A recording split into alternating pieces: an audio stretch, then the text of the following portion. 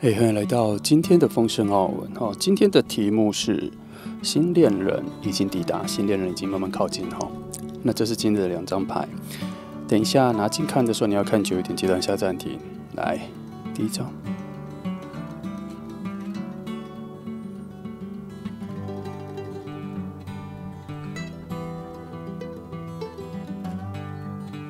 好，第2张。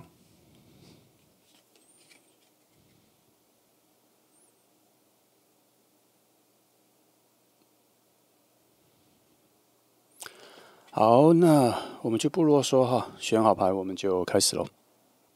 好，那我们就先从选择第1号牌的朋友开始哈。那今天的题目是新恋人已经抵达，新恋人正慢慢靠近哈。我们一样哈，来分牌阵的5个位置来去看一下整个能量的走向哈。等等哈，来，我们先从5张开始哈。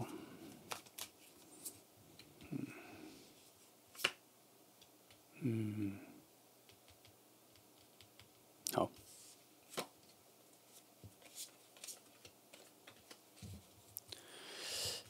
看一下5张的位置，我先分一下哦。然后我先把其他分项的牌，好，来。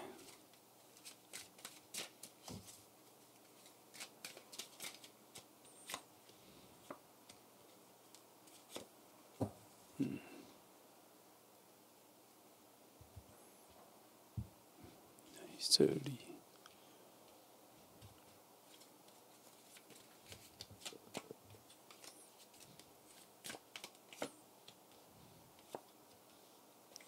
好，这些先这里。好，先来看一下这里哈。我们还是一样，从我最喜欢的位置先看一下哈，看一下整个无人之地最不被重视的那一个讯息给的是什么？这里给的是权杖国王哈。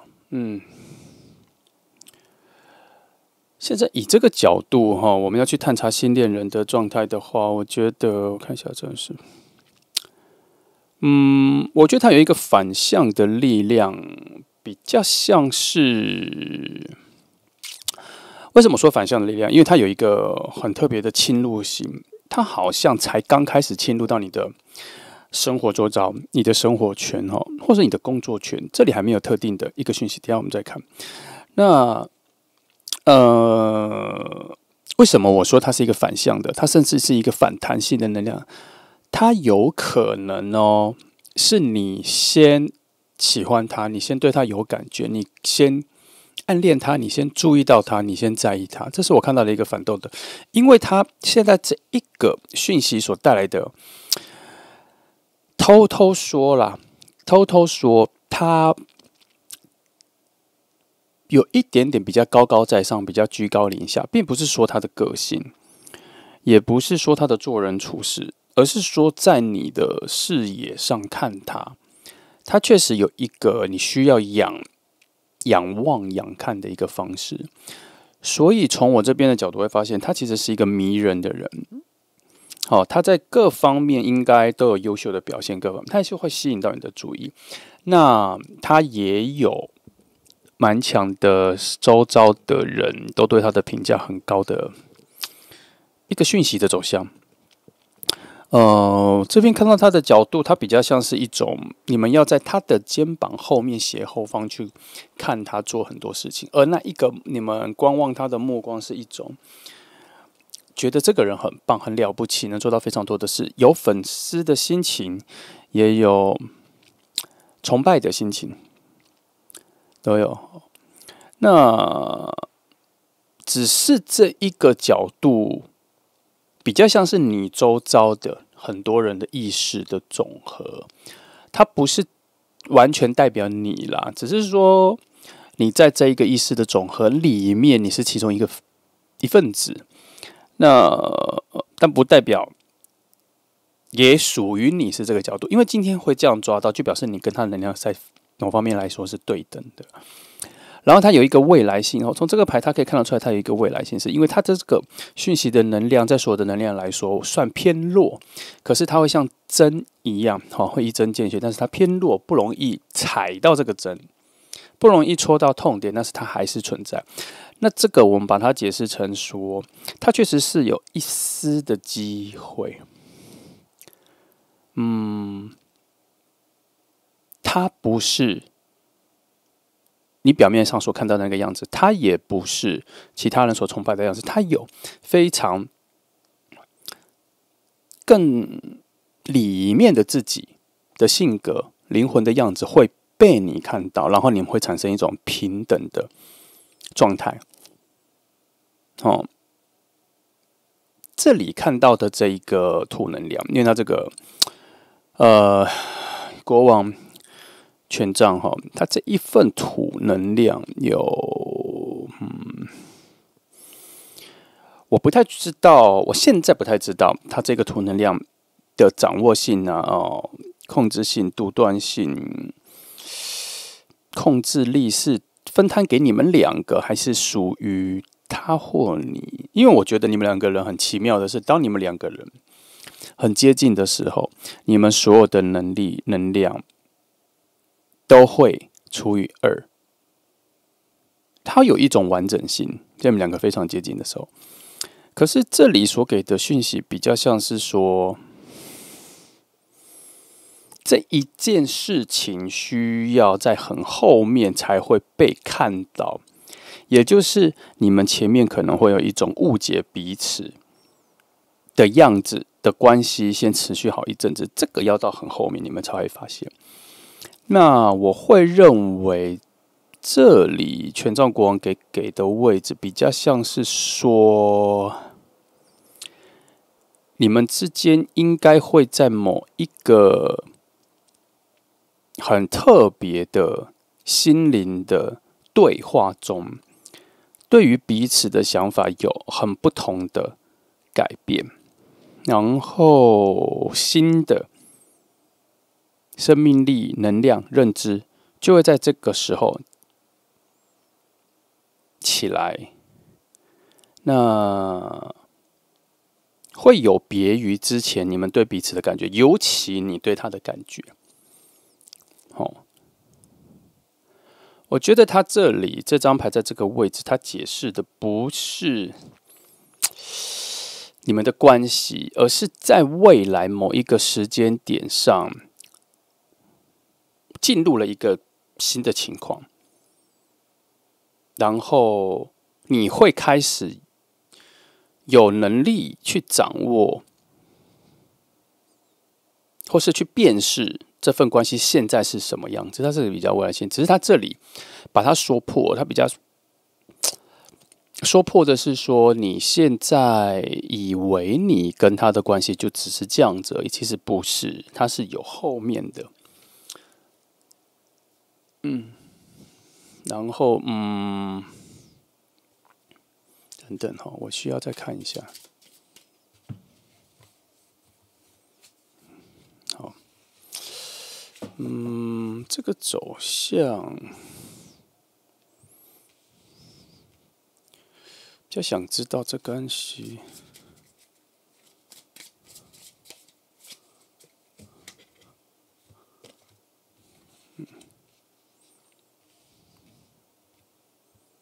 看一下哈，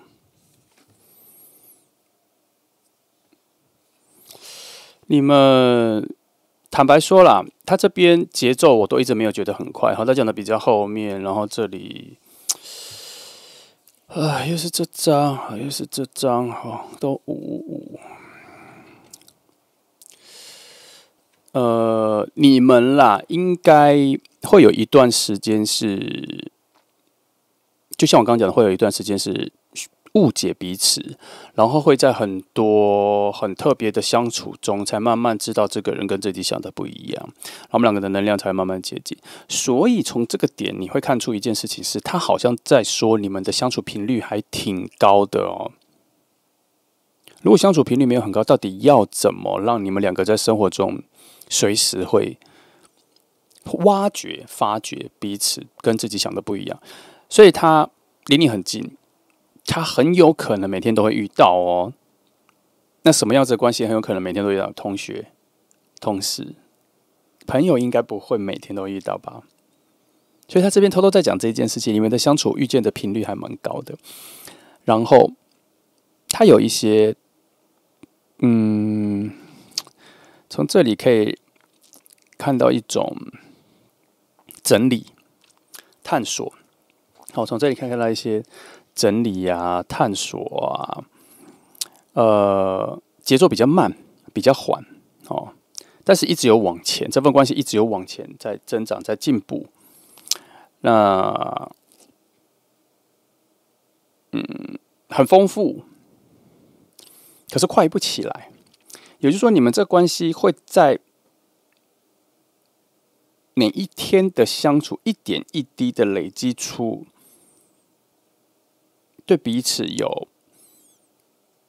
跟其他人不一样的感觉。白话一点讲，就是你跟他的感觉和他跟别人的感觉不一样。很多人都是把他当成是一种偶像啊、佩服啊、崇高的方式去看他。可是你从一开始就不是这种感觉，你一开始就觉得这没什么，你一开始就觉得你看到的不是这些，可是你没有很清晰的可以判断出，其实你想的你是这样子想的，而是相处上、生活上慢慢的发现自己看到的他跟别人越来越不一样。因为你在听别人诉说他跟了解他的时候，你的感觉是完全不一样，但是你都是放在心里不会说，而你会在很特别的时间点跟他非常近的时候，你会非常严厉的去看清楚他，之后就会发现他真的是你心里想的那一个方向的人，而不是大家口中的那个人。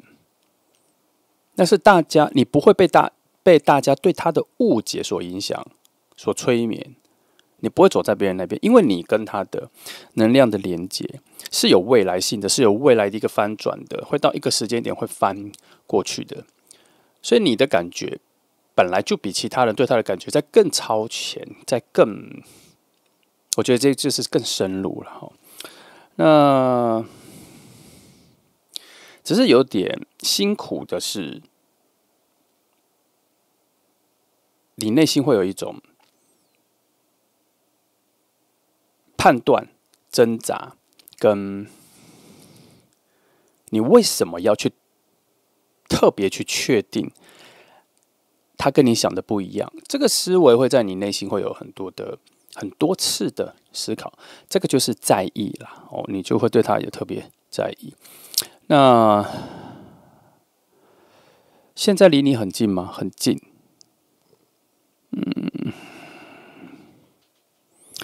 因为以现在的角度都已经在整理跟不断累积你对他的想法跟看法了，而且只是这个阶段还不太我觉得还没有进入所谓的理解那个位置，这个阶段还在我觉得都还在处理表面上的误解，所以如果以这个节奏来说，也有可能你们是这半年才认识的，这半年他才出现在你的生活里的，才有比较高频率出现在你的生活里的人。好，要知道你们，我现在的角度都只有你哦，我都还没有探查到他。我翻开这张牌，我就会发现说，其实你们两个有外表上、表面上的互相吸引，会有。那只是你这边有比较转入到内心深层直觉理解的这个，但你没有理解到，或是没有意识到，说你对他的在意跟你对他的好奇，其实也是一种互相喜欢的一种转换。那他那边其实也有，这边有一个小小的讯息，比较像是他有注意到你，但是我这边给的是一个问号，他有注意到你吗？还是我自己个人的意愿，希望他有注意到你。他有注意到你吗？又是这个。答案是有逐步的要注意到你了，渐渐的要注意到你了。这里比较等等，它的方向是反的，它不是渐渐的，它是我改一下 ，sorry， 它比较像是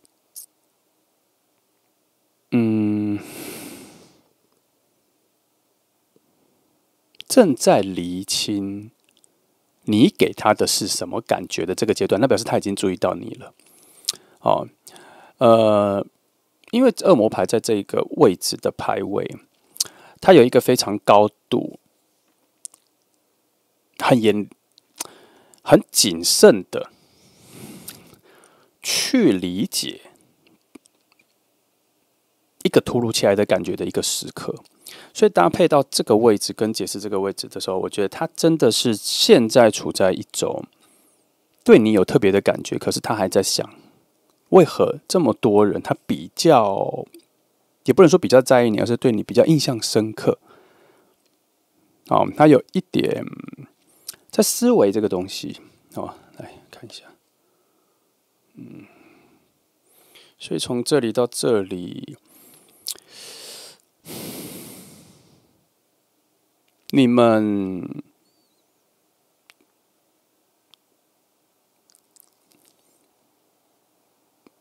现阶段可能没有这么强的一个感觉，就是当你们两个看得到未来，你们两个看到彼此的时候，可以想象你们两个在未来的时候相处的样子。为何我会这么说？这个就是因为你们现在为何比较在意彼此，因为你们的内在的一个能量的连接，是明白你们两个的相处是有未来性的，不是过客型的，是能相处，是有未来性。而且这边有一些行进中的土能量正在往前推。现在你们的相处的距离虽然有陌生，虽然有猜测，虽然有误解，可是它是在一个稳稳的向未来慢慢走近的一个关系。好像你们两个也不用特别做什么，这边就已经看到了某种未来性，而这个某种未来性的点是，你们是互助的，你们其实是可以帮助彼此的，是让彼此的生活是有加分的状况而相遇。那这个只是其中一个满足点，另外一个满足点是，你们连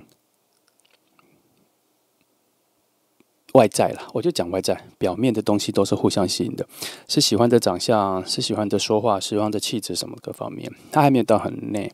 以现实比较务实的面来说，是喜欢的，是会喜欢的。然后这两张牌有一个连结，有一种战车牌的连结，它这一个连结到的是一份关系的后半段，所以这里在讲的是从前段走到后半的一个连结中，在讲你们的未来性是，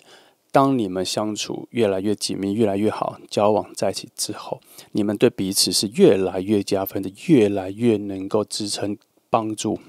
彼此的。因为这里的能量是非常谨慎的，它在审核，他一直在不断审核这件事是好的还是坏的。然后他这里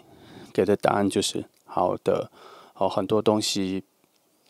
都在证明你们是适合在一起的啦。就这样，我要把它讲的最简单，就差不多是这样子在说哈。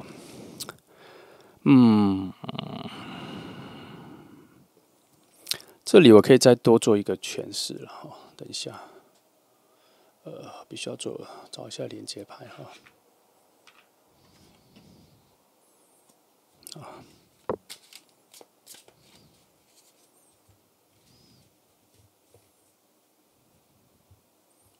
看一下，等一下，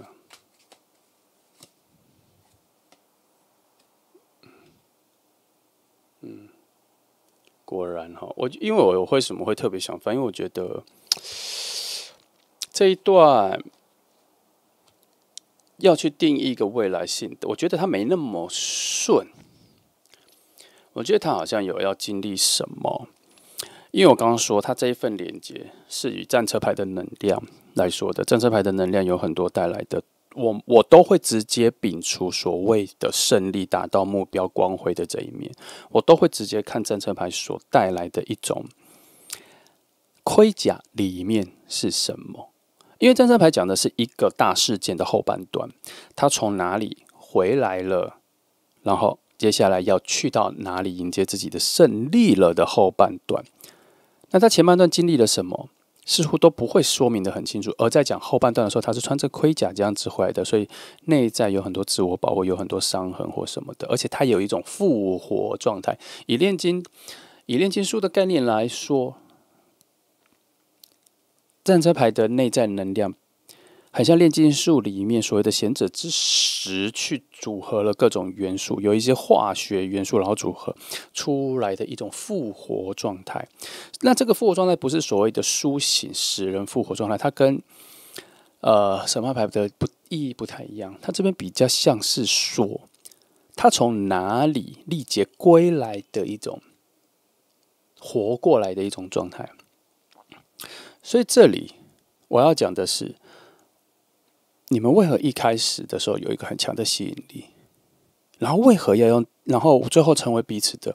贵人，非常重要的角色在人生中。可是这个转折，就像战车牌的这个转折，它这个上去，中间到底经历了什么，让你们能够加分到那一个程度？我觉得宝剑三给的是说，你们有一种非常强的互相疗愈的功能，疗愈了不一定是爱情的伤口，而是人生中有很多心痛的部分，你们彼此能够疗愈，能够理解。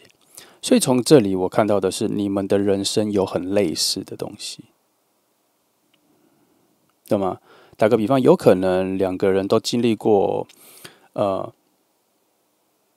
某个位置、某个角色的亲人过世，你们非常理解那个状态。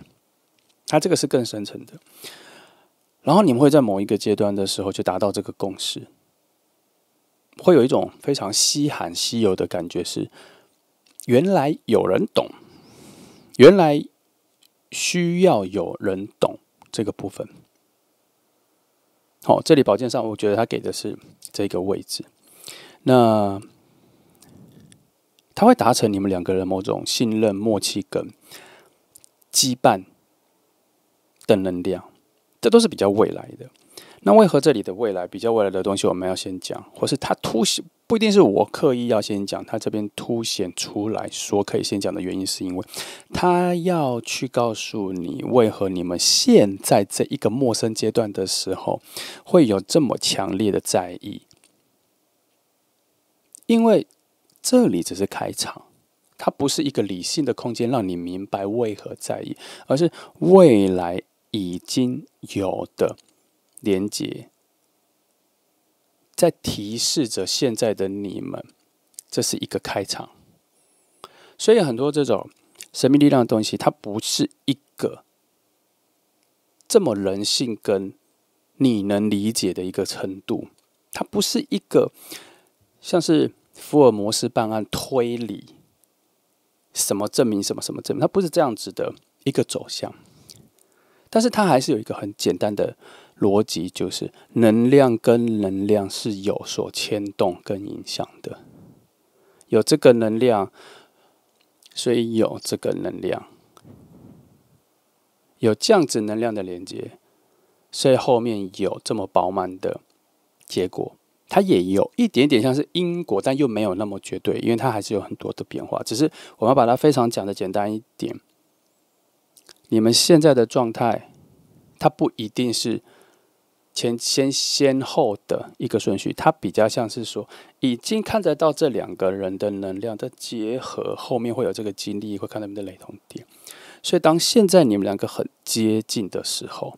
那一份不由自主的在意从心里涌出来的时候，它是扎实的存在的，但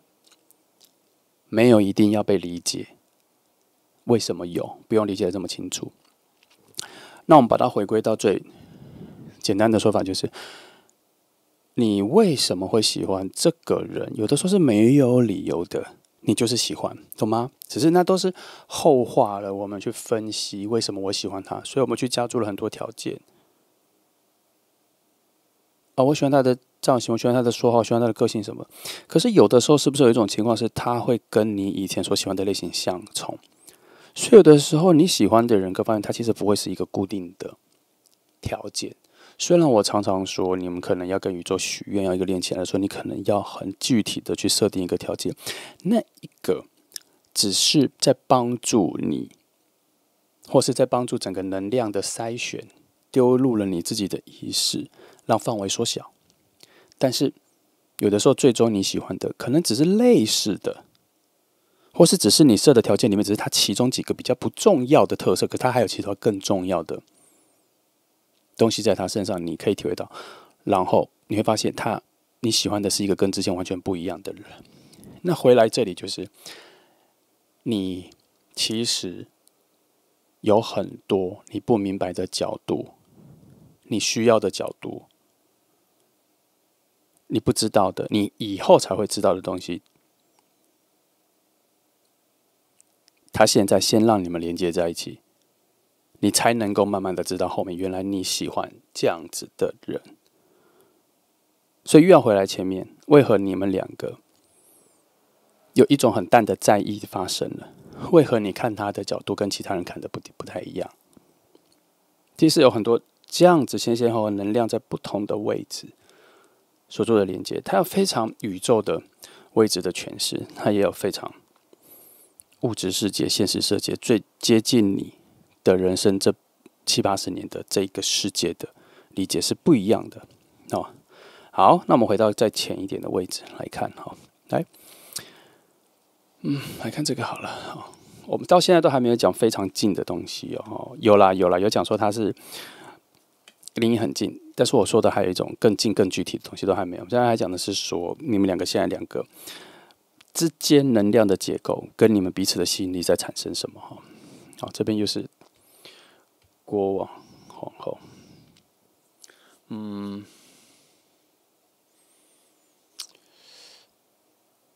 对于权杖皇后，你可以把它想象成水火的完美融合，但是它会转换成一种太阳雨的感觉。下雨天下的是一个大，可能是夏天里下的雨，凉爽稀疏，不是那种大雨，它是一种毛毛雨这样子。它也不是冬天的雾气，不太一样。它这个比较像是那种温暖的太阳雨的下来。这里要讲的是搭配前面的那个土能量的进行，它是一个慢慢温温的。你们两个人的恋情不是一触即发爆开来的，你们是产生蛮多的细微的小小的在意。小小的接近，这个是你们两个相处的那一种很绝对、很细致的浪漫。它很像人跟人的相处，一直保持在某种分寸里。它是一种很细的、很小的暧昧在里面。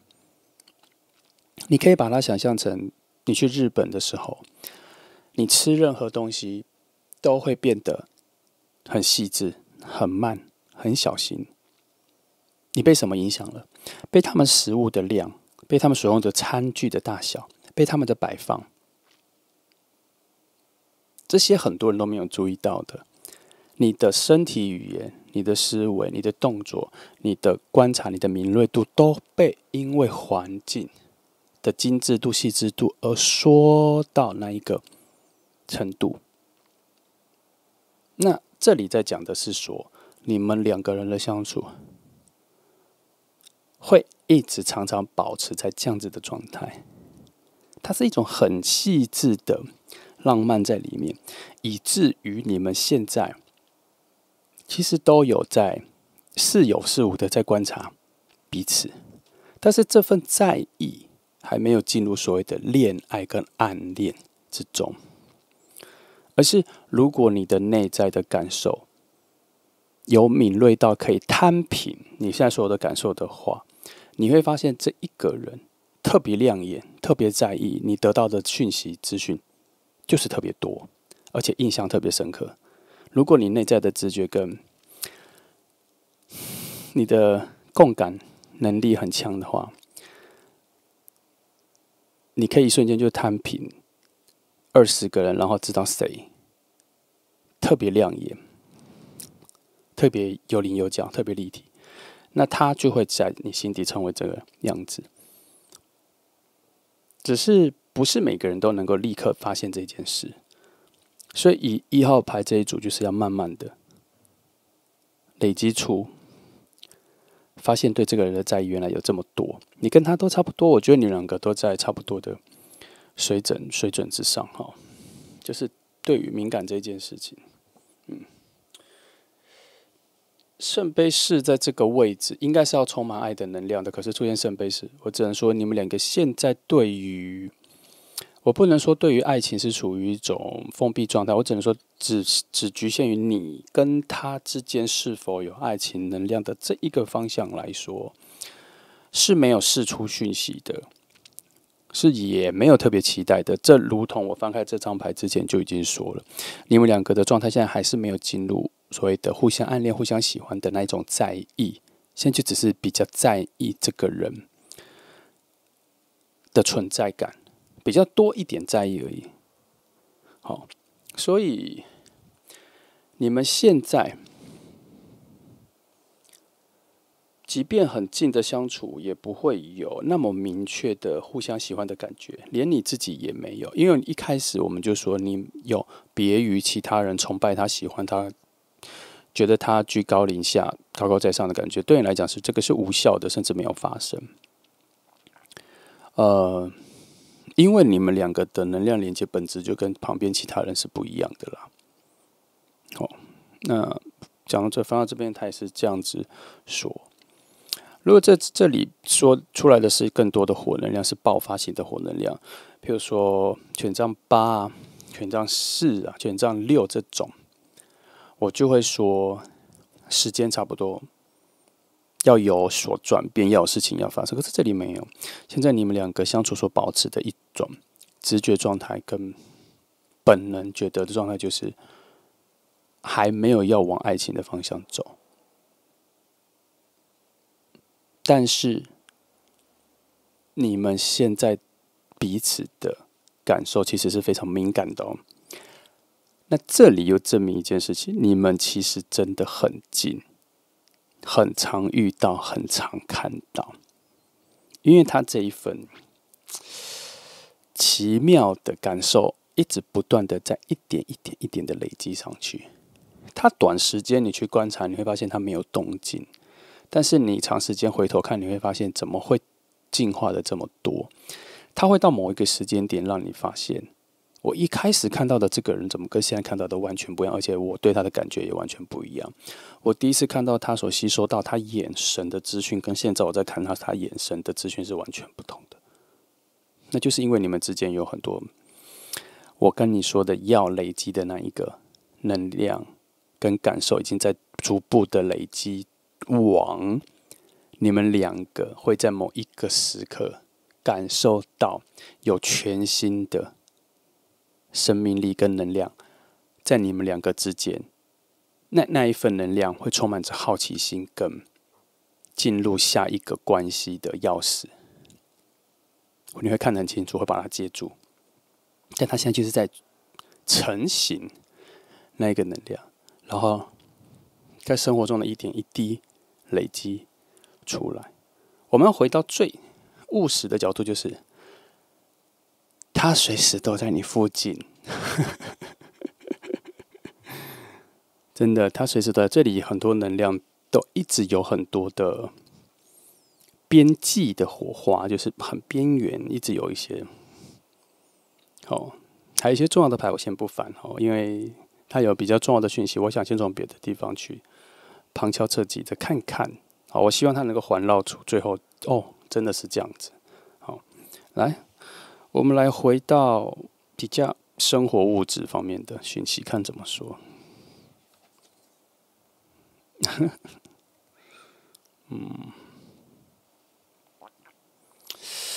嗯，你们现在虽然很近，但你们完全不同圈子，因为你们专注的，现在想要付出的，好，想要贡献的方向不同，群体也不同。因为这里说的不是你们两个人的连结，这里讲的是以现在来说，你们的距离是因为某种无能为力。他这个无能为力讲的是说，因为你们本来就没有在同一个圈子，虽然离得很近，所以我们把它换成白话一点，你们可能不同班级、不同年级、不同科系，在工作上不同楼层、不同部门，甚至不同公司。好，会有这个状况。来，我们来看。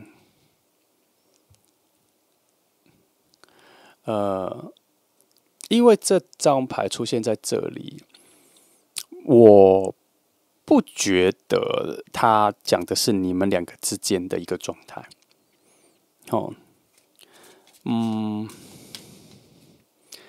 因为我没有发现连接的地方。其实从这边，虽然你们很近啦，可是我没有感觉到物理上的直接关联啦，就是你们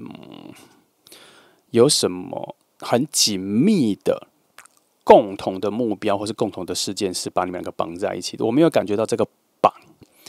我就在未来，可能在未来，它会有一个开窍点让你们 hook 住，就是让你们两个勾住。可是不是现在，现在没有什么特别绑的东西，它就是只是很近而已哈。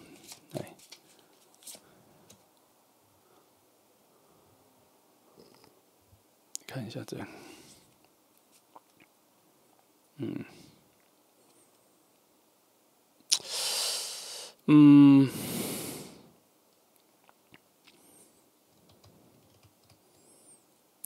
你们之间需要有一个连结，可是这个，我只能说从这里证明这里的在意真的很浅，只是而且它浅到都只是从一些空气中的资讯去理解彼此，就有点像是朋友之间的八卦，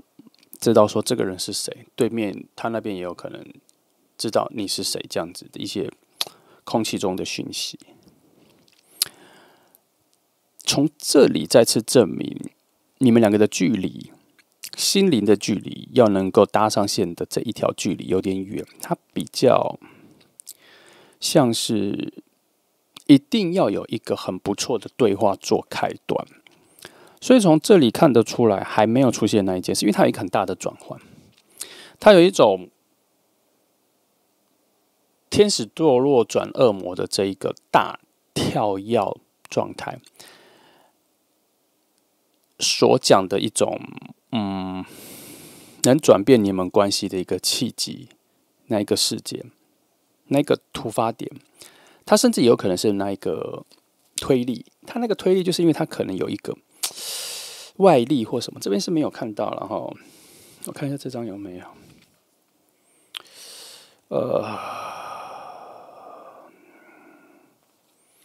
我看一下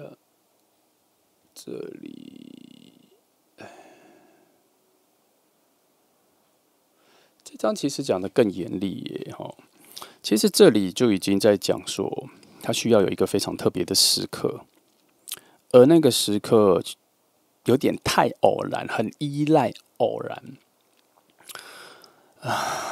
他需要很高智慧的察觉，这些都是很深的字眼。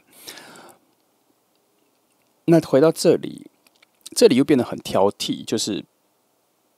即便已经要随机的让你们邂逅，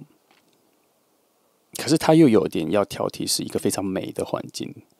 非常精致的环境。我讲很白话，就是说，可能你们是完全不同楼层工作的人，或是不同班级也分楼层，或是不同科系也分楼层，这样，他光是要让你们偶遇巧遇，有可能是在一个电梯口开门进来的时候撞到，然后对彼此有非常强烈的印象，或是终于打破了印象而出现了一种真正有赋予具体行动的一个状况，就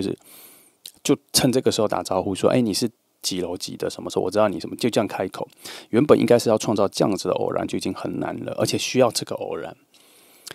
可是这张牌却说那样又太草率，应该要更好的状态。所以这里就处在一种要帮你们两个搭桥，可是要走务实一点，就让它发生就好了，还是要走浪漫一点，不要让它随意的发生，一定要非常完美的状况。就在这里有一个争夺，有一个好，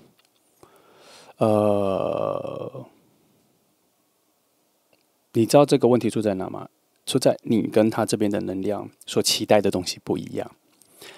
那我个人是觉得，只要让你们能有第一次的对话就好了。你有没有听到我刚才突然要讲说，让你们第一次有一个不错的对话？其实我觉得退而求其次，就是让你们有一个第一次的对话就好了。那为何刚刚一个不错，就像这个，他在要去提升那一个美感，要去提升他那一个对话的品质，这样你听懂吗？我比较偏向于这个，创造你们两个的偶遇巧遇就好。可这边他需要有一个更好的品质，这样不要随意的就认识。那也因为这样子，我相信能量上应该有他的理由，为何要这样子去拖慢你们两个的相遇。其实啊，你们很近啊，你们两个如果有内在有比较强烈的意识到对这个人的喜欢的话，其实是可以靠着你们个人就去突破这一点。可是为何都没有？因为现在真的只处在一种很淡的感觉，是感觉不错的在意，但没有要到付出行动，到要去表达自己的喜欢，还没到那个程度。还没到那个程度。所以他现在，你跟他都在彼此的生活圈附近盘旋而已。好，这是现在的状态。来，我来看一下有没有什么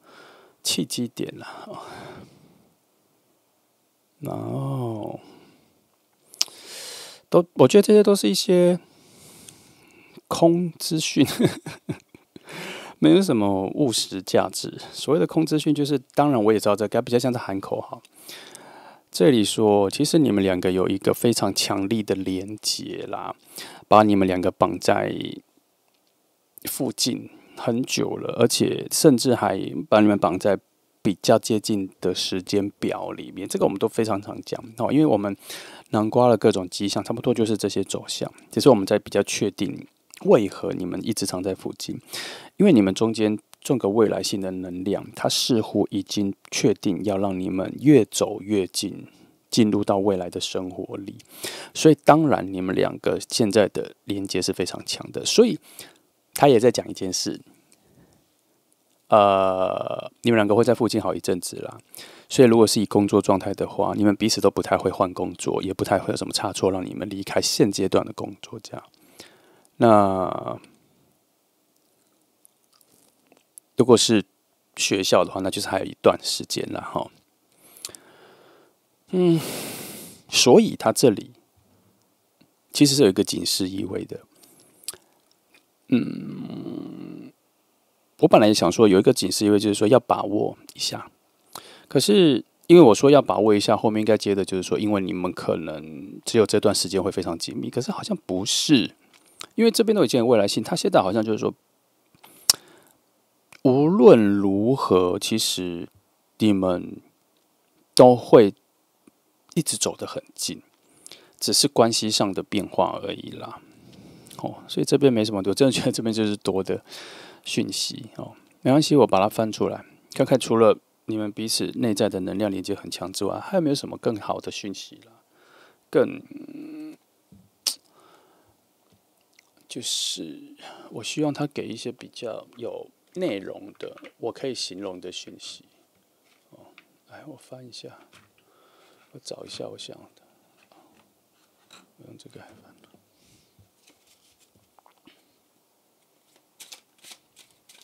2张来看一下，这里有没有别的分支的？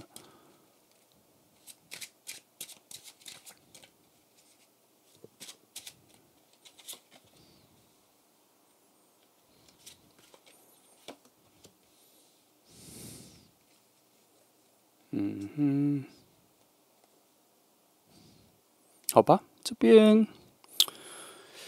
首先岛见八说，你们无法靠自己的力量去比较小几率，不是说不能说完全，因为它其实毕竟只有8。好，因为它这个牌其实它还有所谓的前前后后的故事，它只是这个端点是这个。那你们2个现在比较没有机会靠你们自己去挖掘跟发掘这个人。那这边给的一个特别的是圣杯2，在讲说你们2个确实是有一个能量在，但我们会把寄望放在下一个圣杯3，因为它还是有所谓的前前后后。记得牌面上它不会只有这个，它还有前前后后的影响。所以如果你在这边看到的是一个卡住的路，我们就可以把意思想说它可能有前前后后，就像你星座嘛，一个星座是4个礼拜，然后它还可以分成是比较靠近谁。靠近前面的星座，后面比较靠近后面的星座，中间会比较靠近它原始的星座，就会它有一种这种能量的重量的位置。那至于我翻2张，我通常都会觉得它能量的分布就是这个比较靠前，这个比较靠后。所以它这里我会觉得它比较靠3，所以他会觉得它有一些小小的机会跟几率，因为它是一个角度问题，2、3、4这样，所以它会有点偏到3一点点，我们就贪心的去希望3的圣杯3的能量能够给予我们有一个第三者、第3个人有一个活动、有一个 party， 让你们2个有特别的机会能靠得比较近。虽然我们说你们终究会认识，终究会靠近，可是我觉得拖得太慢太久了，我会觉得在浪费时间，所以我会希望有一个别的事情让你们快一点。那这里月角度它会偏7，他也在说他需要有一个特别的其他的方法，只是你们都不在你们自己。它就是在一个外力外在的。这边给的一个讯息是说，如果今天你看到1号牌的朋友，你想要很用力的去看到底是谁出现在你的生活里，因为今天已经讲了，这边已经告诉你说打消这个念头很难。因为他现在你对他的在意有一点点跟很多类似的事情是平等的状态。你会有点分不出来，你现在在意的人谁比较重？那回到我刚前面说的，除非你的神秘灵感的直觉非常强，共感直觉非常强，你立刻就能够摊开20个人，然后发现那一个发亮的人，你就会发现。可是目前这里看到，他说难度蛮高的，所以以这2张牌，我们抓它前后的讯息，我觉得有非常小的几率是会有旁边的人帮你挖出来这一个人，所以他依靠的什么？很多八卦，很多谣传，这是比较务实的。然后你可能要有一些很强的机灵敏感度，知道说，回到最前面啊，我对这个人的想法好不一样哦，原来是这个人，是这个角度哦，是往这个角度去哦。好，目前这个位置就这些了。好，那这一张，我把它最后翻，我先翻这个。宝剑2，我觉得这张坦白说，这张牌的位置，在我底下的牌阵来说是非常远的。这里要到这里是非常远的，可是我会很在乎意识的流动的连续性，所以当我翻开这2张牌之后，后面是接这张。那我跟你说，我觉得它恰恰证明了我刚刚前面说的，必须要他人跟其他的事情去创造新的路线，去成为你们更加快速度认识的这个破口。但是我还是要回来说一下啦，没有一定要加快，是我个人私心，希望能找到更多的路径跟更多的破口，能让你们认识的比较快而已。好，那尤其在这个位置讲的是一种经验，你所遇到的很多经验、各东西的各种智力、智慧、理解，的一个总和，所找到的一个方法，所找到的现在我们面对某些状态想要去破解的时候，一个非常超乎我们自己本能高深的智慧的一个解答。这里简单说就是，如果以我的角度，或是以你的角度，你等不及的想要挖掘这个人，那我们所能依赖的就是其他的力量啦，旁边的人。这里唯一的解答就这里，因为这里3章都有这个讯息，虽然很微弱，它可能就1%，但是基于我的好奇心，我就把它翻出来。但我们还是要回归到本来的路线来说，它是说不用急啦，你们终究会慢慢的会有那个特殊的起义点，或是它就会有一个比较正式的，或是我们要依赖它的金币能量的走向，它会在一个非常平淡无奇的方式里面让你们相遇认识，然后才会让你们去回头回望出之前你们的生活跟你们在生活周遭里面的常常意识到这个人的存在，来成为那个时候当下的话题是我知道你啊，我常常看到你，他就会总结成这一句话，然后你才会发现说，为何你这么有意识的知道，你常常看到他，跟你都知道他做很多事情，是因为你在这些前面平淡无奇的在意之中，已经慢慢的累积出你对他的感觉了。只是他会在我们的生活里面成为很多的选择，成为很多比重上的分类之后，被调到非常不重要的位置。可是并不代表这份在意没有存在过，或是存在的次数很少，它都是一个在未来才会得到解答的一个方式。好，那这条线差不多，那我们看一下这2章这2章我直接翻，因为这2章有类似性质，只是他们所走的。的确跟我想的不会那么顺啦，因为我们是现在翻这个牌，现在的能量的讯息没有支持要马上相遇，所以当我们翻开这2张牌所讲的都是比较爱情的能量的水星的金星的能量所在的位置，要去对于这份爱情的一个未来性向往跟何时成真何时在一起的这种念头，他们都给了比较严厉的牌。这个位置说这路还要走，还要经历自己的人生的变化，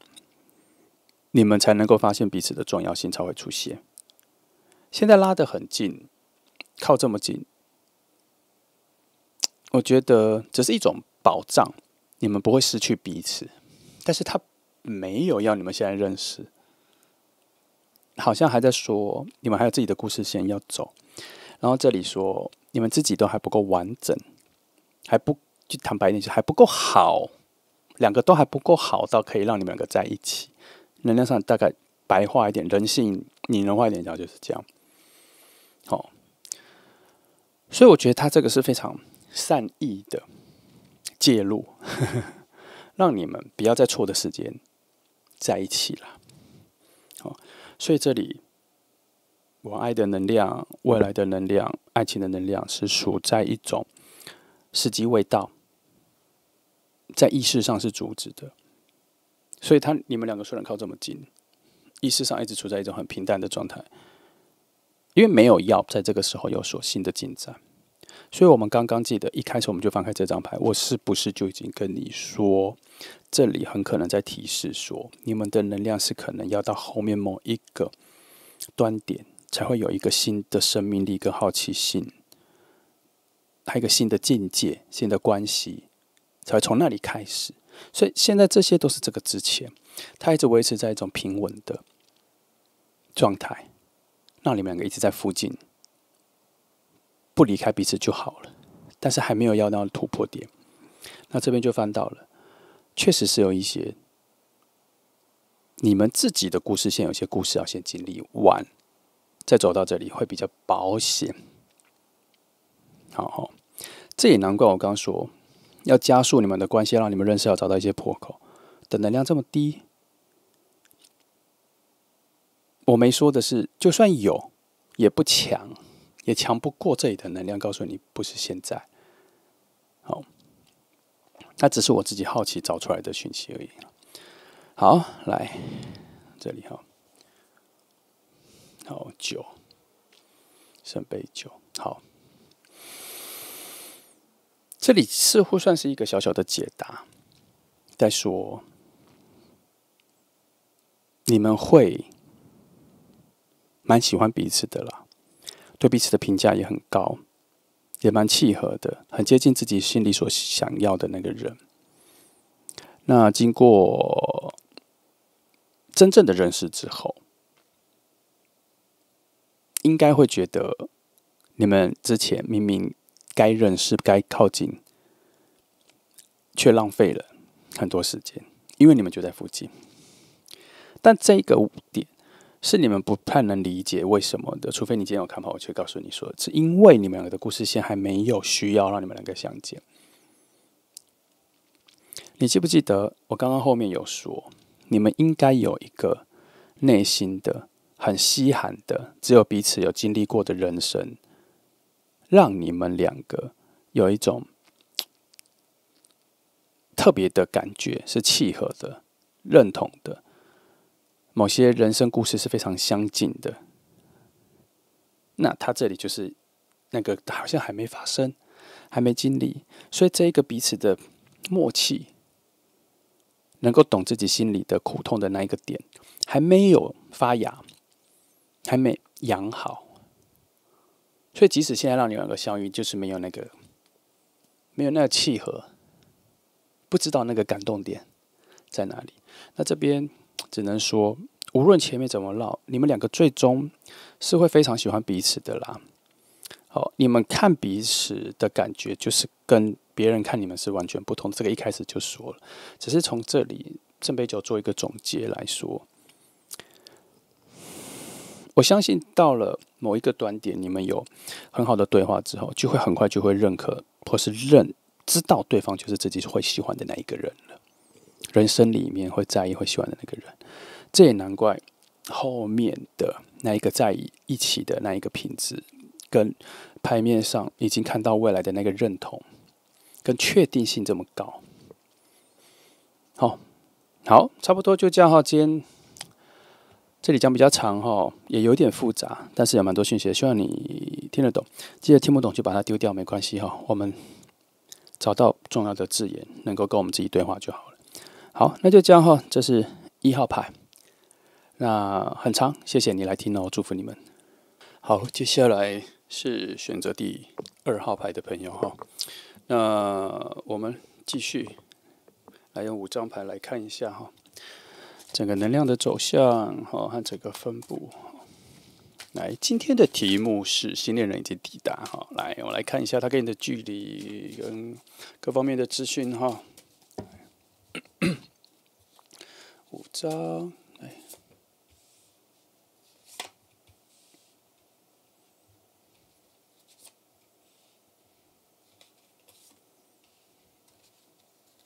好，那这里还有牌，我想先抽哈，这个位置哈。那这个位置的话，一样来抽这里。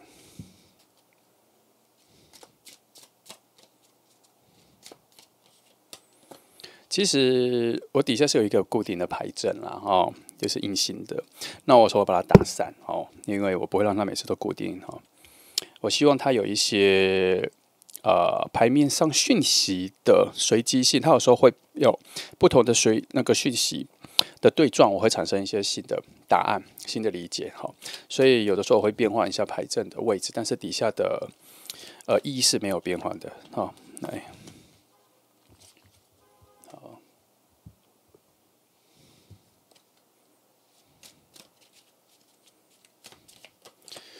哎，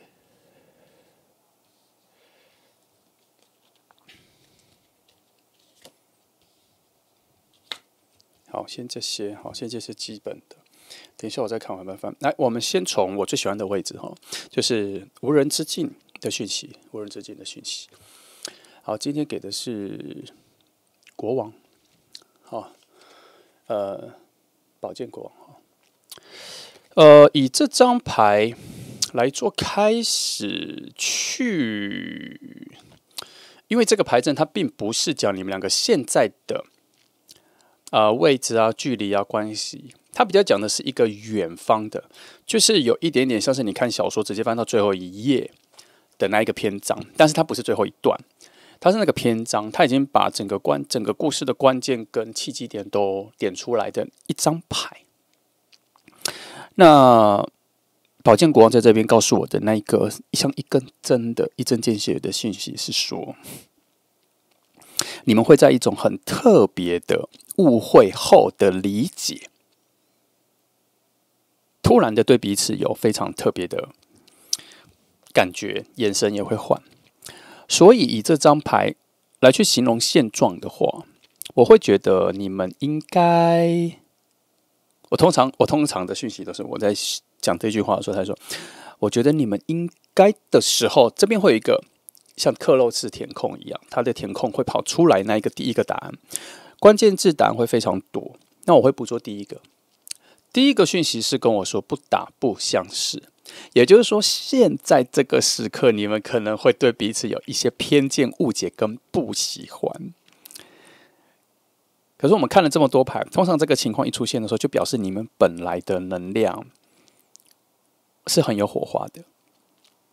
好，如果你有看一些日本的卡通动漫，通常你看到主角两个在吵架的时候，旁边的朋友的反应都不会是说哇，他们两个很讨厌彼此。在动画的角度会说，他们两个感情真好。你们也有这个状况，为何他会这样子去诠释？因为他在诠释的是两个能量的连接的紧密度。简单来说，就像网络上，你不在意的人，你完全不在乎他做什么的人，你就无所谓喜欢他或讨厌他。他的 po 文、他的新闻、他的任何贴图，你就会直接跳过。那就是没感觉、没兴趣、没能量连接，它无关于讨厌或喜欢。只是我们时常会误会一件事情是，我们很讨厌某些人 po 的文章，是因为我讨厌，可是本质上还是所谓的在意。你跟他的能量在还是有联动，所以我们常常会说，不喜欢就不要看，不要跟他有任何的联动。情感上、记忆上，尤其是记忆上、思考上，不要让他的图像出现在你的脑海里。所以不喜欢就不要看。如果你讨厌，你还去留言，那就表示你承认了某种在意。只是爱与恨，它是相交的，它是一体两面的，有爱有恨，有爱有恨。所以我们时常说，有些很恨你的人，在你的人生里感觉上很恨你的人，其实他可能比爱你的人还爱你，因为它是个两层的转换。这个我就不多做解释为什么是两层的换，可是它就是一个两层的转换，因为它是换到恨去的。你懂意思吗？好，简单来说就是到爱是喜欢换到爱就没了，另外一种是喜欢到爱再换到恨，它是两层的解释，所以它对于这个情感的处理是有两层的。所以我们常常会说，那个看起来恨你的人，其实比爱你的人还爱你，是这个逻辑。好，那回到这里，也就是说，你们现在的联动其实是处在一种能量很强的，就像刚卡通动画说的，你们的感情很好。好，所以那个在意能力很强。所以以现在只有一张牌的情况，这个人现在在你的生活里应该是处在一种你们彼此有所误解、有所偏见的关系之中。我觉得很有趣啦，因为我觉得通常这种关系走到后面的时候，都会有一种很丰沛的相处方式。你会看到他们常常斗嘴，常常吵架，可是他们的感情就走得比别人久，因为他们的内在丰富度比别人的多很多。内在丰富度啊，所经历的事情啊，加上一件事情，因为他们常常有纷争有吵架，所以他们彼此之间所使用的语言是很丰富的。他们相处的时候，他们彼此听到彼此所用的语言是很丰富的。有这个，所以我们的角度要换。所谓的讨厌、不喜欢背后到底带来了什么？这个有时候我们要深究一下。来，这个往下延伸延伸一些比较深的讯息，比较难解的讯息。看一下好，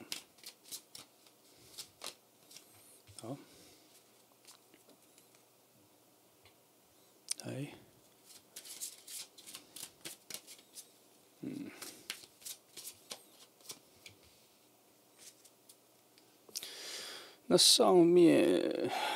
我再给一张好了，但我等一下再翻。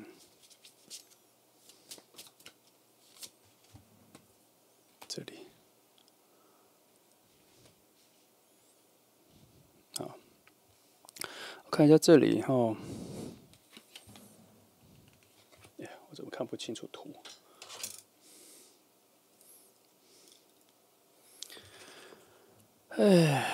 好，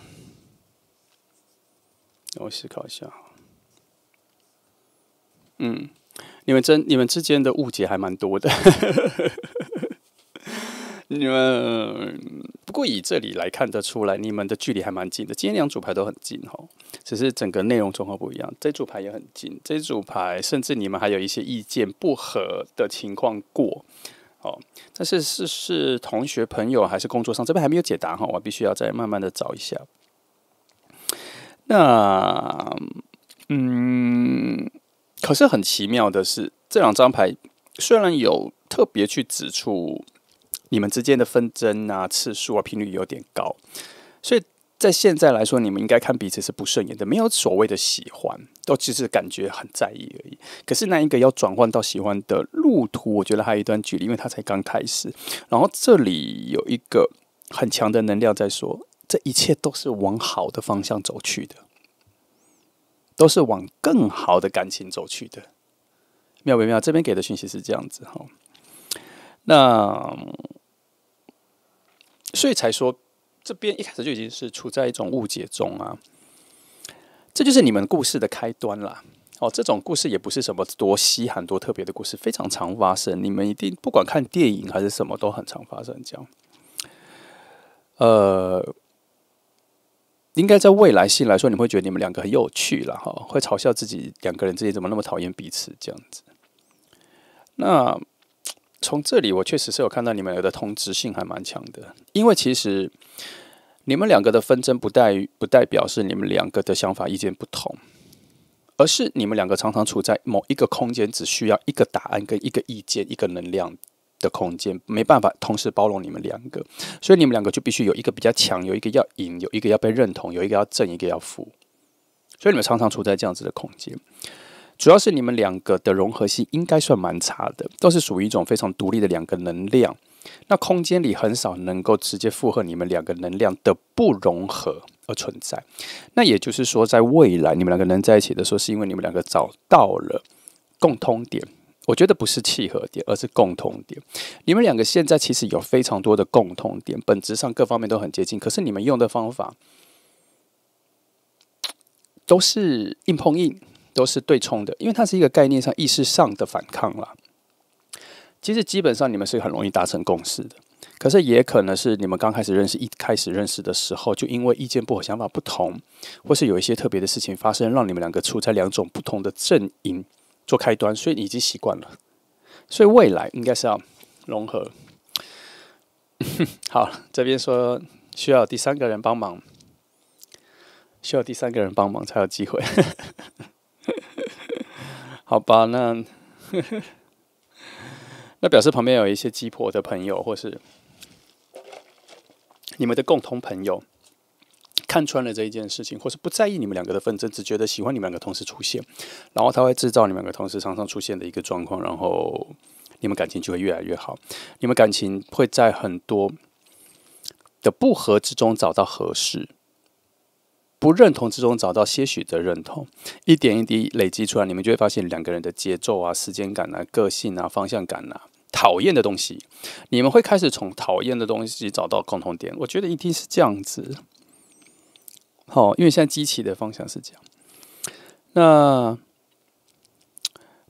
这个角度我必须要翻一下，所谓的你们两个的在意彼此的程度，现在走到了哪里？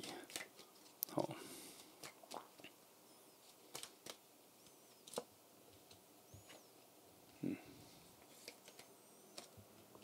看，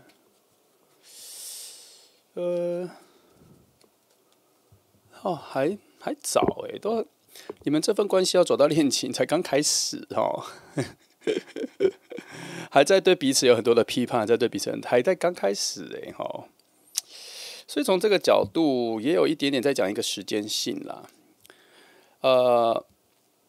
他在你的人生旅途中，他算是比较新的朋友啊，他算是比较新的朋友，他算是还没有完全进入你生活核心的人。但是目前是处在一个印象还没有很好的状态。那你们遇到的频率也不高，他这里没有没有那个很长一见的频率。目前累积出来的能量的复杂性不够多，它还是只是片面的哈。所以对于你们走到有感觉那个部分，还需要一些日新月异、一些节日、一些季节的转换。好，那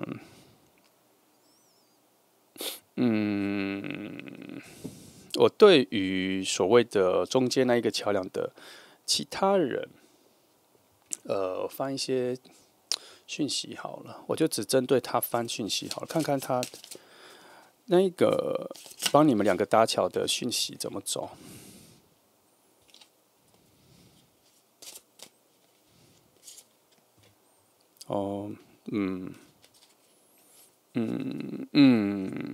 还在突破中啦，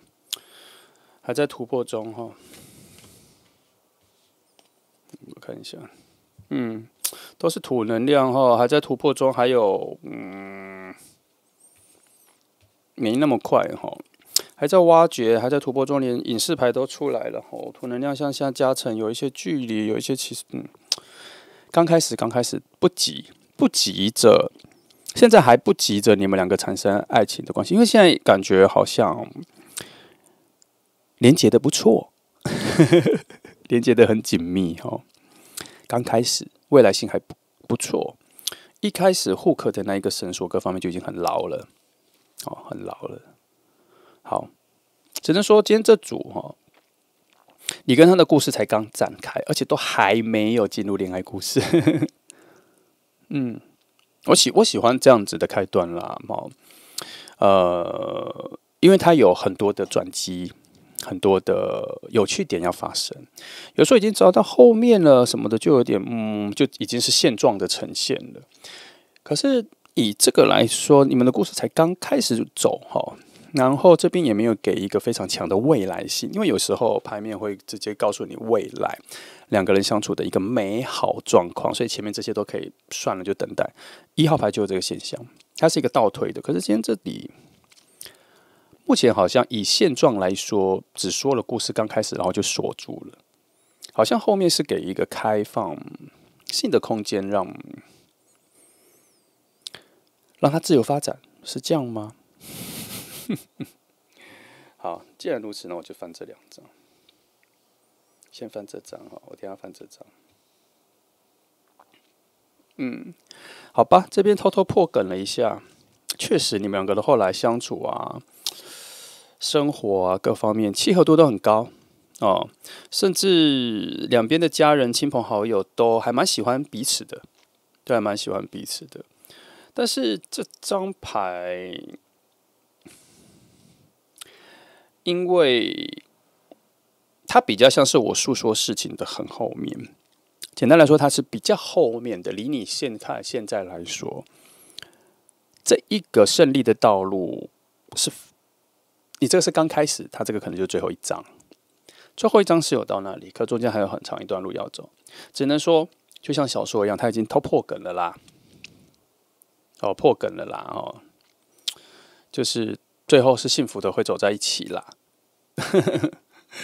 可是跟这里的破梗不太一样，这里破梗的比较像是说，我们终于知道他们为什么就这样子敲敲打打的、误打误撞的，最后走在一起了的原因是什么？在这里说的。好，那这里说的是那一个整个大情况，就是你们未来在生活上各方面其实都是非常契合的。好，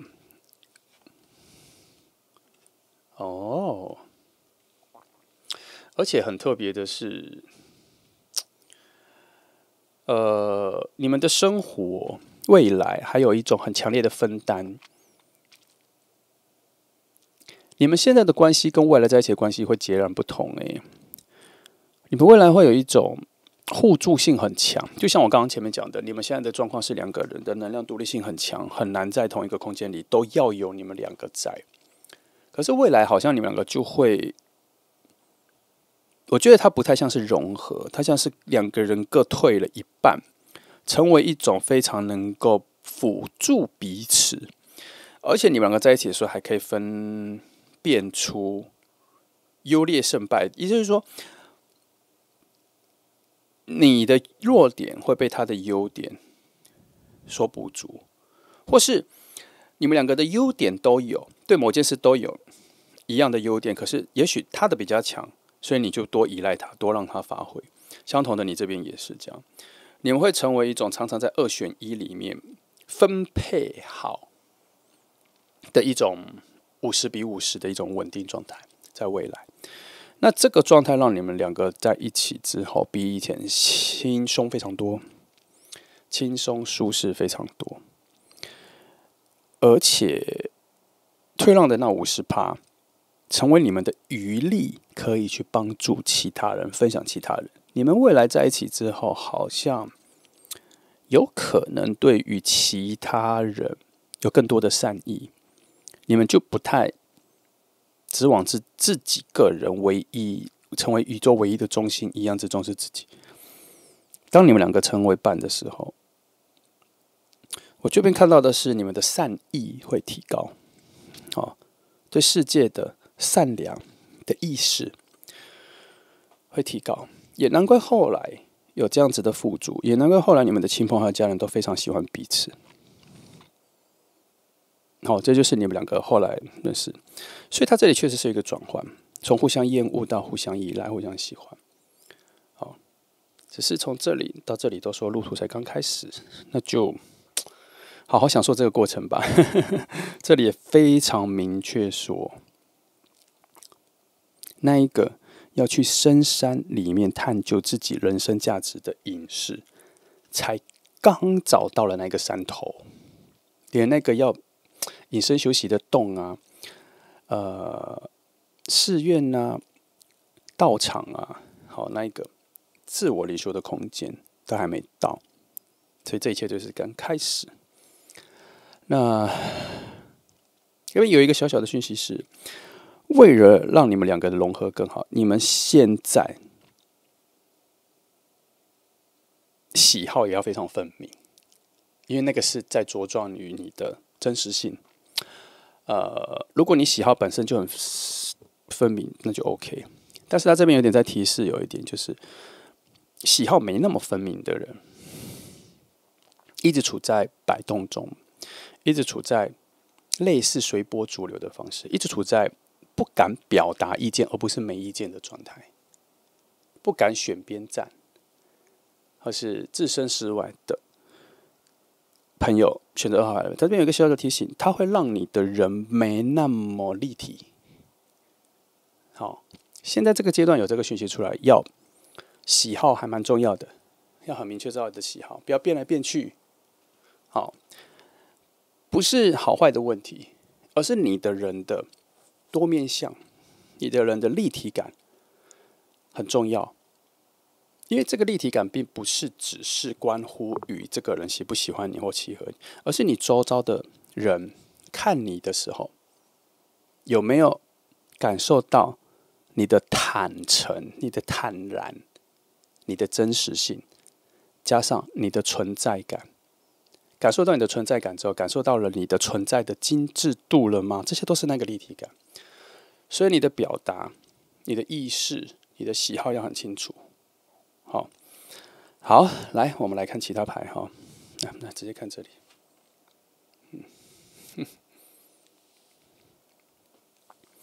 5，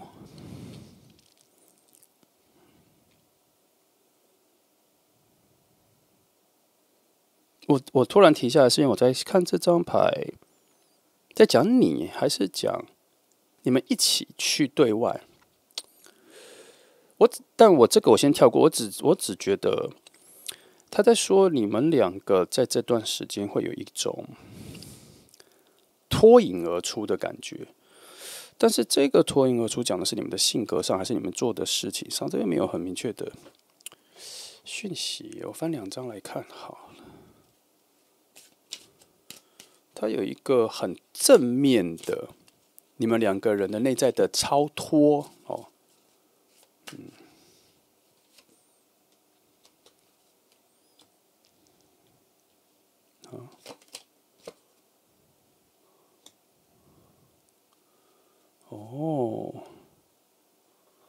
感受上的、情感上的你们这一题挺难的耶。为什么挺难的？因为我看到了这2张提示说，你们好像会抛下，或是感受到要抛下自己身上一些很重要的东西，然后因为这一个经历，让你们有一种战胜了什么内在的心魔而超脱，这样。那他有暗示着家庭跟人际关系的情了，但我不想讲的这么窄的，我只是希望，我只是觉得你们这一份超脱，这份觉醒，让你们比较自由自在了。我就把结果就是这样。好，事情可能就不要深究那么多，因为我觉得它好像牵扯到很复杂的情感问题，但不是爱情的。我觉得它比较处在一种人际关系，也就是说，你们两个应该都会经历一段对于人际关系的成长。好，那打个比方，以前可能觉得你有一群好朋友，你们出去都要在一起这样，然后你慢慢的会发现，这群朋友你会把它分类成2、3组，然后你会跟其中一组比较好，然后再过一阵子之后，跟你比较好的那几个又有自己的人生线发展出去了之后，你们会发现各自的独立性越来越强，就再也不会绑在一起，再也不需要绑在一起。它有2个走向，一个就是这个感情是稳定的，有事再相见就 OK；另外一个是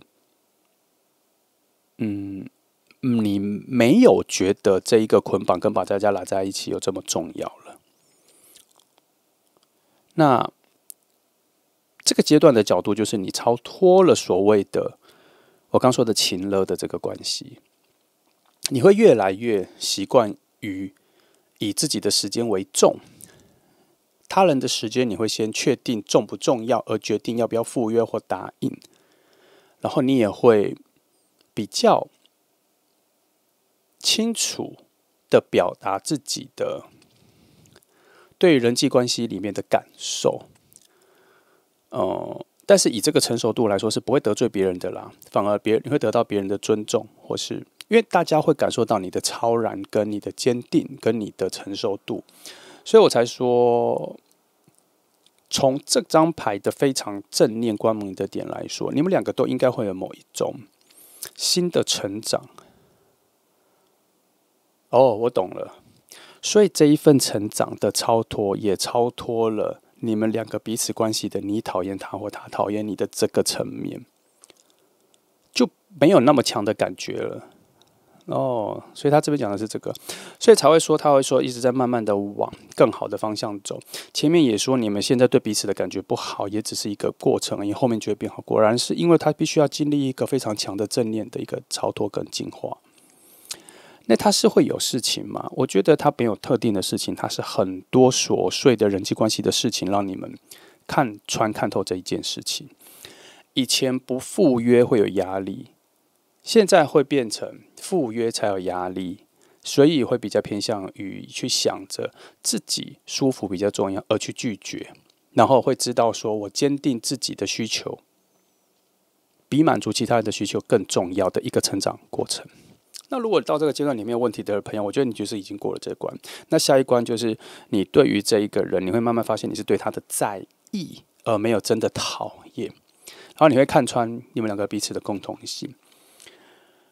那我这边得到一个讯息，它还蛮像是会有一种峰回路转的转弯，到了某一个点之后，你们两个会在某一种情况再相遇聊天，就能聊起来了。那中间可能会有一个隔开的时间段，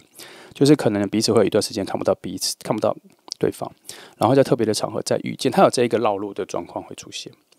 所以才会说这一组拉的比较长，因为你们的遇见频率比较少，所以它的时间感拉的比较长。哦。那为什么要抓他？因为可能你们现在对彼此的感受不好，可能是你们两个能量现在连接最强烈的一段了。那他这一段的意义在于，这个人在你的人生里面已经不容易被忘记了，你也是啊。不过我这边有偷偷的一个小讯息是，有可能只有你被讨厌哦。你没有讨厌他，因为你不知道那什么。但这个是非常极弱的小讯息。好，他这边有一个小讯息，他不一定是互相哦，有可能是你莫名的被他讨厌了，然后他一直很在意你的存在，也有可能。这个是我现在才得到的一个小讯息。但是以整个能量的对称来说，我一直没有找到分裂处，所以我不太确定这个分裂能不能把它分裂出只有他讨厌你，还是这就是一次讲你们两个。所以我到这一句之前，我都是直接讲你们两个，我没办法把你们两个分裂出来讲。但是还是有这个小讯息，我在这边突然有感觉到。好，那我翻这个好。哦，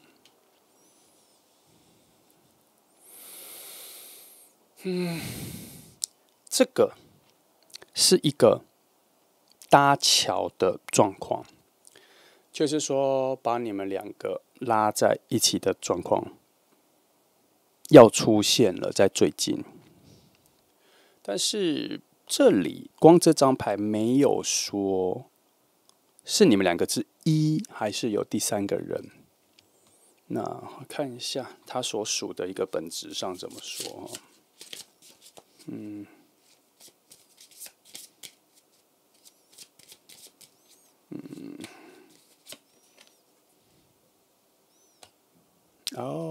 我知道了。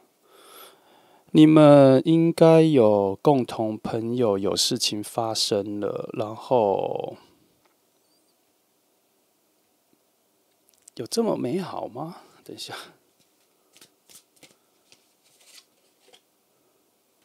不行，我要再看得更深一点。我看清楚一下哈，给我一点时间看一下。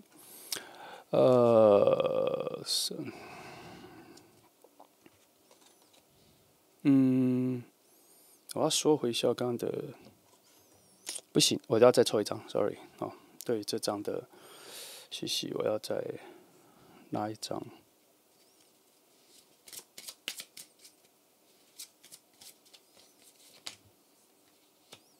哦，从这里去，果然，这里哈，你们两个应该会在某一个时刻看到你们共同朋友的一个事情，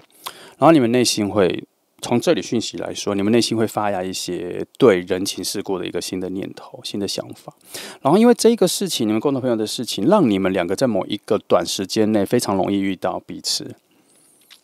因为你们的这个共同朋友或是这个圈子，我觉得对你们来说蛮重要的。那你们跟他的关系不同，有可能你是他的同学，可是他是他的朋友，这样你们的关系是不一样的。他也可能是他的工作同事这样子。那因为这样，你们两个之间有一个很特别的联系，被联系在一起，而且还有可能会一起吃饭。那因为目的不同，概念不同，所以你们两个在某些被这一个意外的中间这个桥梁搭起来的时候，看到彼此的时候，感觉是完全不一样的，然后目的不一样，然后你们会在从中找到一些共识。那它这里有一个非常核心的，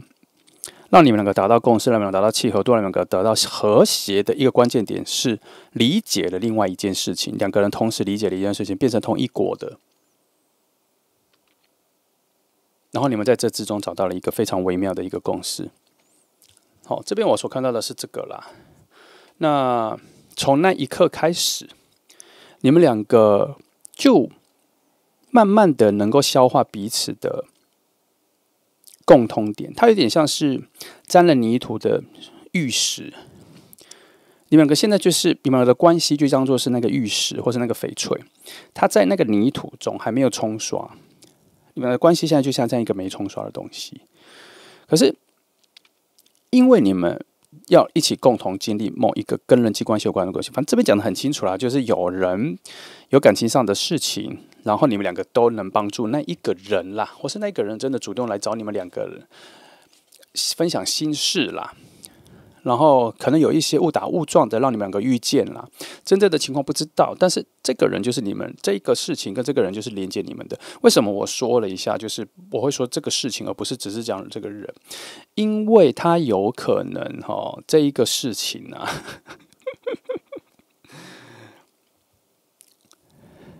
啊，讲好笑一点就是。可能你们各站一边啦，可能你们的朋友有2个啦，A 跟 B 他们2个在一起，然后分手了，有一些困扰，然后你是 A 那边的朋友，他是 B 那边的朋友，然后你们两个各站一边，然后再做协调，再做传达讯息，再做安慰什么的，结果你们就不小心认识了。那怎么认识不知道，可能有一些很复杂的沟通什么，让你们就认识到，然后或是你们2个都想要劝和。所以你们2个就站在同一个阵线，但他也有可能就回归到就一个人，然后是共同的那个人这样。同样，他现在这里有一个很复杂的一个状况，让你们2个变得比较近。好，那个细节我们就不说哈，就是我也不想探究那个，我只知道说有那个事件点，关于情感的那事件，然后2个比较锁在一起。那这一件事情会让你们2个之间的和谐度，应该是说往和谐的方向走去了，它变成是一个有理由的，而且是非常理性的，没有个人情感的，所以你们2个互相讨厌这件事情也不重要。好，所以我觉得在这一件很明显的现实状态中，现实中踏实的事件里面，搭配了你们这种经历了人际关系的慢慢的成长，这2个两两相乘之下，会在这一个情况下。你们2个的关系就会直接进入到一个新的感官上面了，对彼此的感觉就不一样了。尤其这边有这张牌做的一个和谐的强调，你们会重新做朋友。我觉得它会概念上是一种重新做朋友的概念，很奇妙。重新融合，重新做朋友，重新有一个新的化学作用，往那边走去。好，那。只能说很合理，这组牌很合理，只是开端比较复杂一点。很合理的意思是，你们本来就会有自己的心灵成长啦。作为一个人观察世界有开放的心态，你就会有一个正常的心理成长。那刚好又因为自己的成长，然后对于释出自己的爱，帮助别人，安慰别人，感受到自己的爱，感受到人际关系的爱，感受到你原本讨厌的人其实也没那么讨厌了，感受到你跟你很接近的人有一些共同的话题，有一些2个就近了，他就在一个非常好的时机里面就到了，所以才会说这边有一个慢慢的要走去的时间，会自然而然让你们2个在一起。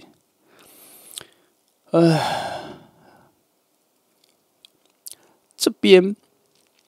有一点把这里的概念加速，我这边说，这边跟这里都有说，这整个事情才刚开始，这边也有说。可是因为这一个，我们要讲的是最现实、最靠近你的、你生活范围里的这个时间感的这一区，它有额外的别人的事情发生之后，把原本设定好你们2个要慢慢的遇见，慢慢的比较近的这个速度加快了，它很像超捷径，好。那这个就是我们说有另外的一个故事线的发展，它会影响。那这些前面放开这里，前面讲的就只是那一个趋势，你们的发展趋势。那只能说这边再偷偷说，如果你有朋友有感情上的问题的话，尽量去帮忙。尽量用一种比较爱的方式去劝。记得感情的事不要劝，选择。你的工作，身为你的朋友，你的工作只是让他心情变得比较好一点，好吗？不要帮他做选择，好，也不要，我是觉得不要附和他去咒骂任何事情。你的工作是让他感觉舒服一点，让他往正念的方向走。好，这个原则，细节你自己拿捏哈。好，来，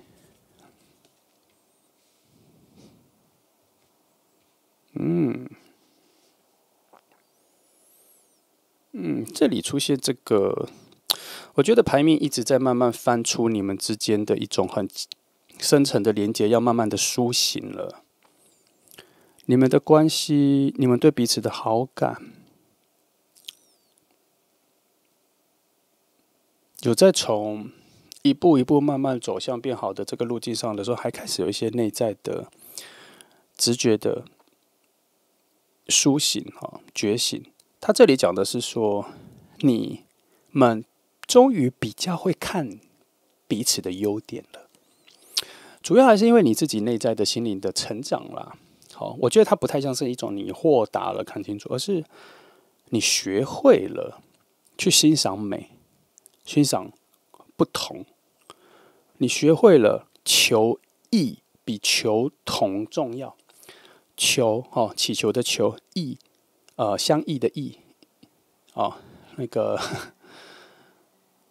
个叫什么？反正就异啦。上面一个田，下面一个共，那个异比求同重要，比祈求相同重要很多。因为那带来了很多的世界的无限美好的可能性。那也因为这个求异的概念出来了，你才从这个不同里面发现你们的相同有多珍贵。这个比较哲学思考，但是它就是会讲，它是一种衬托的，好吗？你会发现你们有很多的共同点，而且你们有点像是常常在对付自己。所以当你们两个开始意识到你们是在对付自己的时候，你们就会知道你们彼此的相像有多珍贵，好吗？这里我觉得用女祭司牌来诠释你们两个之间的超然连接，我觉得非常好。主要还是在说，你们两个其实看起来打打闹闹，看起来互相讨厌，可是你们一直在维持着某种很平静的平衡之中。你们很靠近的时候，其实蛮和谐的啦。然后没有真的讨厌对方，只是不喜欢那种作对的感觉。好，那选择2号牌的朋友，你应该有些人有感觉到我在说你以为的谁了啦。那只是我必须说一件事情，你们没有什么特别的方法可以把你们两个拉近，因为两个现在还是独立的两个个人空间。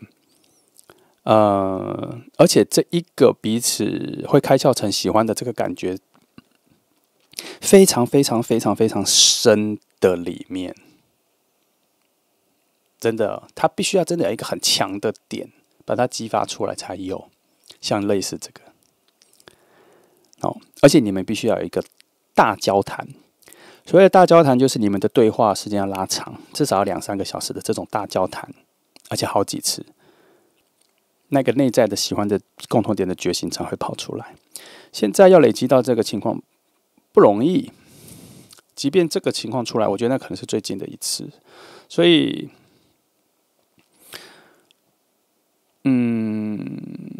如果你想要自己人为的去控制的话，那就可能已经想到的是谁的朋友，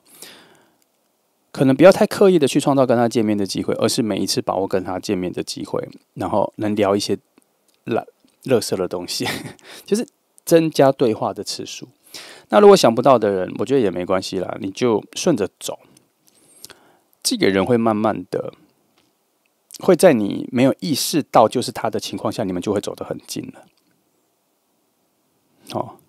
因为他现在的角色的选择上面，你应该想不到他会在你不是很想想的范围里的人。所以他有可能现在在你的思维上是隐形的，你只有遇到他跟看到他才知道说，我不喜欢的，我不喜欢这个人，这样子。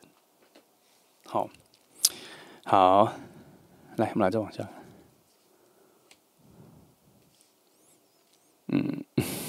终于出现这张牌了哈。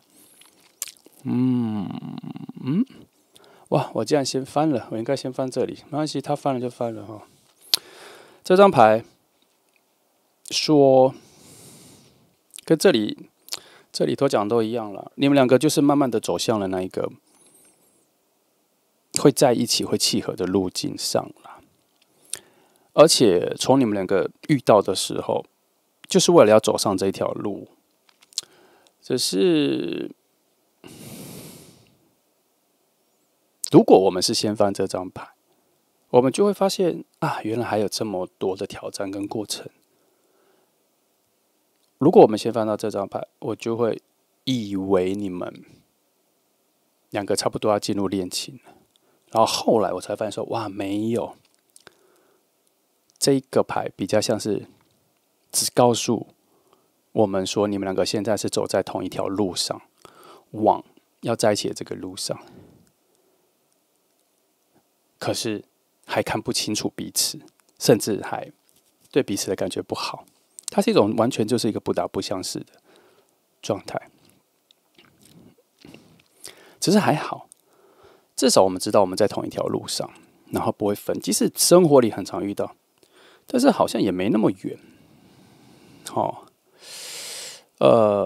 只能说这组急不来。它确实很像我们已经看到答案。其实这一组好几个答案都在说，这两个人很适合啦，未来会在一起啦。很简单的讯息就是这里，这里一次，这里一次，这里一次，都这么说。其实这边也有，他就是说，如果以你们两个的感情的走向，他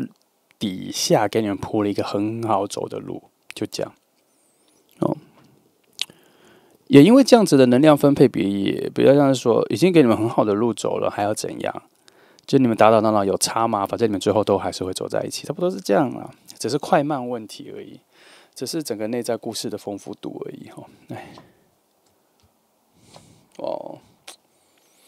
我只是说从这里翻这两张牌，本来应该要找麻烦找茬的牌，去告诉你说，没有，这整个路径是和乐的，而且你们两个还有可能因为你们的朋友人际关系，就是说你们两个彼此的朋友圈有越来越好的状况，所以你们两个就有点很难这样子一直讨厌彼此下去。因为两个如果一直维持的这个对立状况，会变成是你们会在这份群体观中是唯一的对立的一组。但这边也是，你看这边也是，这个牌在的位置，他们出一样的牌，可是在的位置是不同的。这里牌在讲的是一种经验、智慧以及你的智能的总和，找到的一个解答说，你们这组是走在对的路上，受祝福的路上，而且旁人也祝福的路上。而这个位置在说，最内心、最里面、最深层的你们的能量，互看彼此的时候是有爱的，是能够携手一起成为同伴往下走的。所以在那些我们很难意识到的位置，都已经知道自己是走在对的路上跟幸福的路上的时候，那这些都只是一些过程，只是一些小别扭而已。好，来，好，这里其实这两张是非常严厉的两张牌这边说你们两个之间的纷争要慢慢的进入一种休息状态了，也不会那么多了啦。然后在你们的无意识的一种你没办法决定的能量来说，已经偷偷的把你们拉在越来越靠近的位置了。他就会在一个非常特别的一个点，看这里，这个牌出现2次了，我记得出现2次了，这边也有2次，他用在不同的时间段出现了2次，都说他确实是会有一个端点，你们突然意识到彼此的重要啊、价值啊，跟自己的共同点啊，它会在某一个端点会遇到，而且是不太像是有外力让你们，而是你们两个就突然意识到，其实你们就是很像的自己，跟自己很像的自己，然后两个一直在跟自己作对很久。好，那我觉得它的关键点在于，你们的水星能量和水能量要在某一个时间都达到一个差不多的位置，然后水星能量会比较多，比较爆发，然后它会带领你们比较能靠直觉、内在的直觉跟情感能量发现，这个人，对方眼前这个人跟自己很 match。哦，讲最浅就是这样，也没那么讨厌，而且会在几个只字片语就感受到，或是直觉就感觉到，我跟这个人其实可以很好我们两个的作风，我们的节奏，哦，都是互相喜欢的，不会那么快去承认或觉得说是互相喜欢，但是很难否认彼此是有好感的，也没那么讨厌的，他会慢慢的走到那个端点。这边它确实是有一个很好的趋势，土能量告诉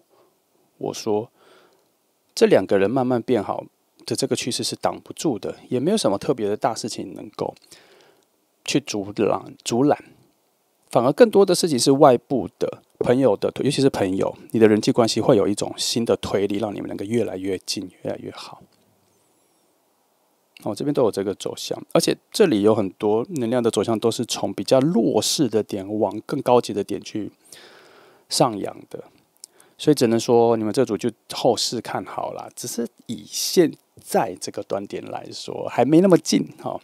我们必须要相信愚人牌这里说的，刚开始也才刚开始，才要慢慢的往前走。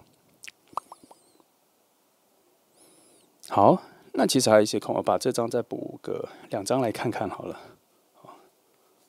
来看看它还有什么。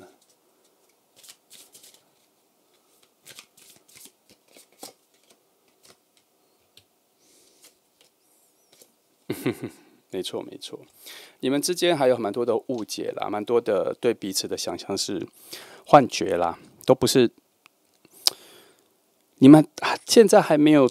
真正的认识彼此啦，你们还没有那么认识到真正的彼此，所以现在对彼此都是一些误解、幻觉，好坏的想象都是假的，所以我才说前面才要有很多的对话，你们真的必须要有一个大对话、长对话的时间来累积出来你们心底的话。你们现在彼此的真实自己很难传达到对方啦，但是因为这边有正义牌的能量，有正义的能量，有11号的能量，他在说，基于你们两个，而且这边还有女骑士们，基于你们两个内在能量一直处在一种很强的对称里面，那什么才是你们真实的自己？如果这个是个答案，它也在呼之欲出了，但是也没到那么呼之欲出，它就是在慢慢的要接近呼之欲出了。那就上一个过程要这样，主要是因为有过多的很多的土能量在定义整个时间节奏。他没有要你那么快，再加上我们现在抓的时间点，你现在所处的时间点是你们这个恋情、这个爱情故事的开始而已啦。所以这组吉布来好好的享受一下，这个人会慢慢的就在你身边出现的这个节奏感。那还是一样如果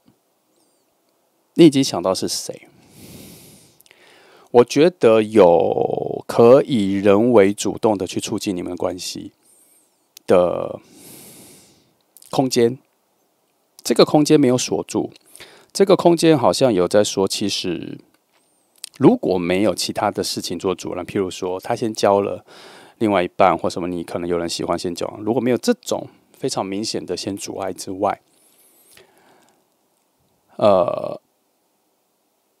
排除你主动去约他。我现在讲的是你已经知道是谁了，或是你觉得可能是谁。排除你主动去约他，尽量的去珍惜每次会遇到他的情况，多跟他讲话，不要突如其来去跟他讲话，因为你们现在的能量还是有一点点一碰就碎的感觉，而且你们两个的成长节奏我没有看到同步。我只觉得有各自发展的状况，所以这边很难探索到他现在跟你的情感发展是不是同步。尤其他不会来看这组牌，所以他不知道牌面上帮他开窍了什么角度。他现在还是在处在一种对你有强烈的感觉，好坏参半这种状况。